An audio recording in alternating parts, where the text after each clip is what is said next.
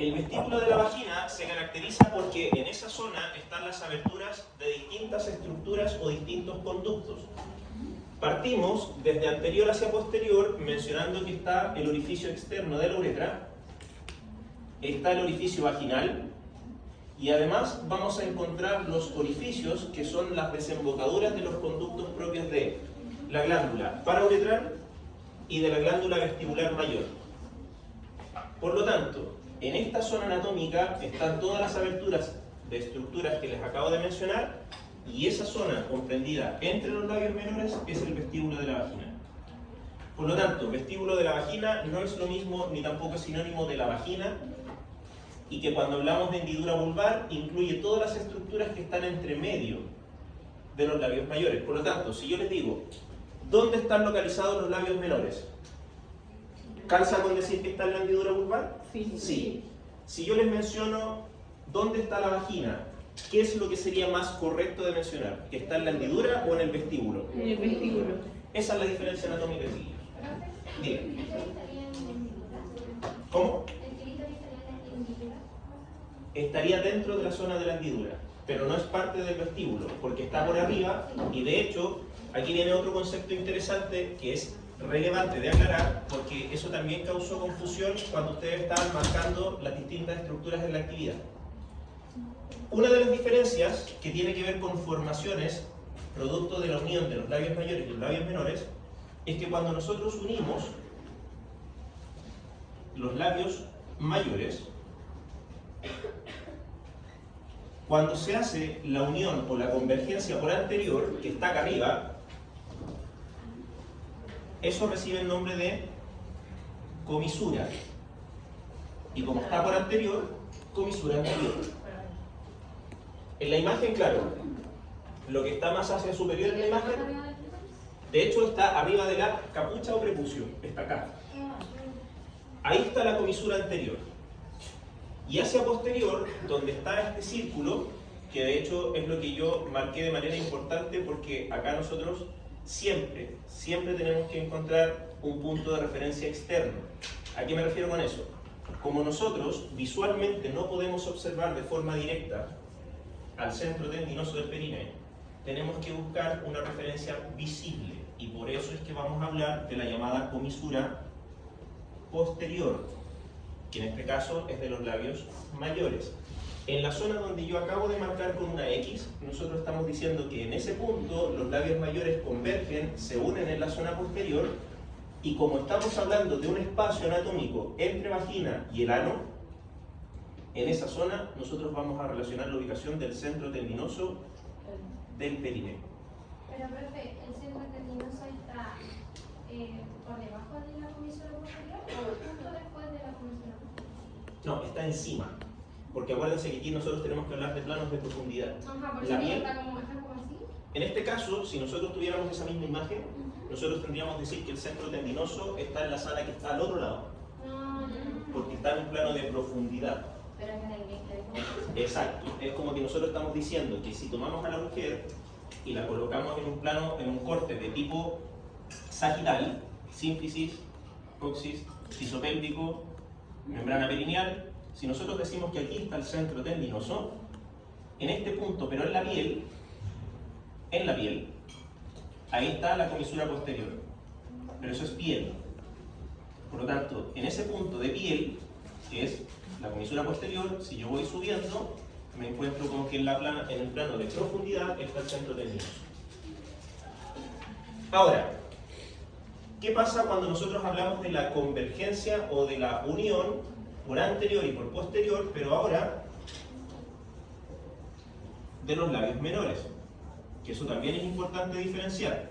Y también vamos a tener unión por anterior y por posterior. El tema es que la unión por anterior, a su vez, nosotros tenemos que segmentarla en dos formaciones anatómicas distintas.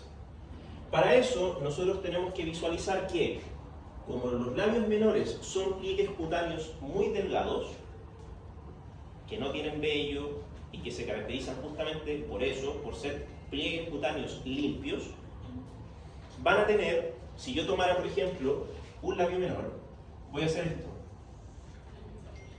Va a haber un borde que es lateral y va a haber un borde que es medial.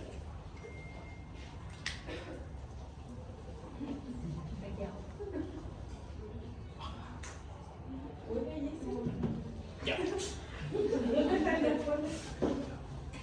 A la casa, descansando. Entonces miren, lo que voy a marcar ahora es el borde medial. Es decir, es toda la línea delgada que va mirando hacia adentro o hacia el vestíbulo de la vagina. Cuando el borde medial del labio menor llega a entrar en contacto con su contralateral por anterior, en ese punto, lo que nosotros estamos formando, y aquí lo voy a poner así, como a modo de resumen, el borde medial forma el frenillo del clítoris. Profe, pero con borde medial se refiere cuando está cerrado, lo que está más diminuto.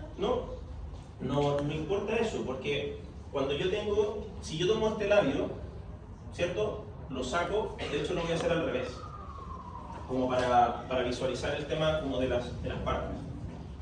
Voy a tratar de graficarlo quizás con una figura geométrica que se entiende un poco más, ¿ya?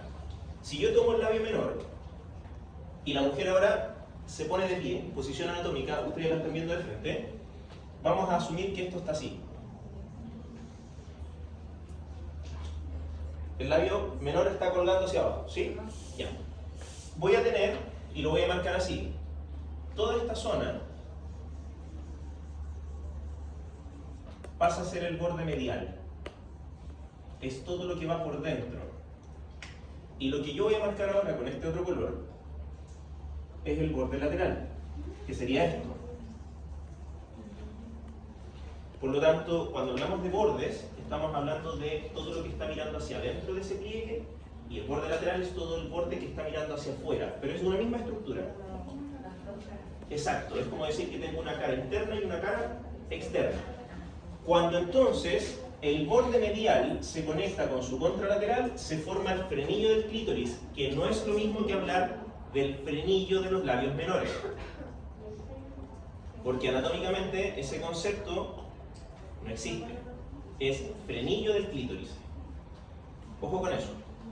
Y cuando los bordes laterales se unen en la línea media por anterior, cuando los dos bordes laterales de cada labio menor se unen, lo que se está formando ahora,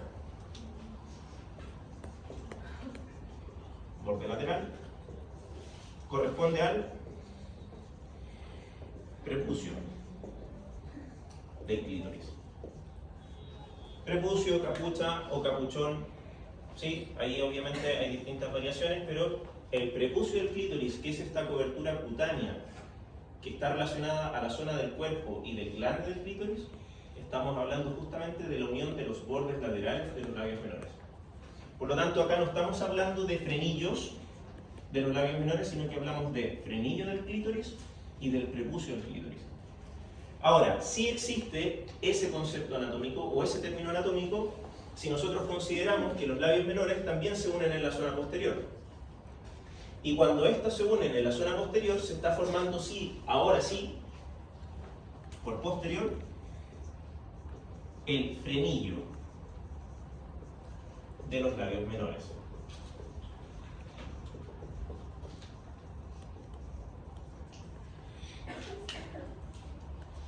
Por lo tanto, chiquillas, está acá, justo en el punto donde está marcado este como óvalo. Entonces, Ahí. estaría el frenillo, ¿sí el frenillo de los labios menores? ¿Cómo? ¿Estaría de los labios mayores y la comisura? No, porque en este caso la comisura de los labios menores, o sea, de los labios mayores, está más posterior. Está como... Y en la imagen está más abajo. Pero anatómicamente tenemos que decir que por orden de aparición, de anterior a posterior, primero viene el frenillo de los labios menores y luego viene la comisura posterior, porque está más posteriorizado. ¿La parte de atrás no hay borde lateral? ¿Cómo? ¿No hay borde lateral? Es que ahí se deja de considerar, porque acá no se generan dos subdivisiones o dos estructuras nuevas, sino que el borde lateral y el borde medial en conjunto terminan cerrando por posterior. Por lo tanto, acá no hay un derivado, sino que se considera como la unión en conjunto. ¿Sí? Eso con respecto a las formaciones anatómicas específicas de labios mayores y labios menores, referencias y distintas formaciones derivadas de esto. ¿Ya? Ahora, ¿qué es importante de considerar?